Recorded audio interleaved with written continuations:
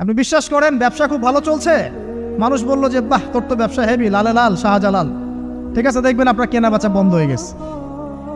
এরকম হবে, আমার কথাটা বিশ্বাস করেন। এটা কিন্তু সায়েন্স প্রমাণ করতে পারবে না, আল্লাহ এবং তার রাসূল বলেছেন, তার উপরে কোনো সত্য নেই। আছে সূরা কাহফ 29 নম্বর আয়াত পড়ে দেখেন, আল্লাহ পাক বলছেন ওয়াকুলিল হাক্কু মির রাব্বিকুম, সত্য সেটাই যা তোমার রবের পক্ষ থেকে আসে। ফামান শাআ ফালইউমিন, যার ইচ্ছা হয় বিশ্বাস করুক, ওয়ামান শাআ ফালইয়াকফুর, যার ইচ্ছা হয় সে অস্বীকার করুক। এই কারণে আমরা বলি ফেসবুকে এত বেশি ছবি দেওয়া, এই আই ওয়াশ করা, এই যে শোডাউন করা, হ্যাঁ ইসলামের কিছু কাজ করলেন একদম মানুষকে না দেখাইতে পারলে ঘুম হচ্ছে না, এগুলো বন্ধ করেন, এগুলো বন্ধ করে দেন আল্লাহর ওয়াস্তে। অফলাইনে কাজ করেন, নিজেকে গোপন করার চেষ্টা করেন। যত বেশি মানুষের কাছে নিজেকে এক্সপোজ করবেন কাজের বরকত কমে যাবে, কাজের বরকত কমে যাবে, চোখ লাগবে, নজর লাগবে।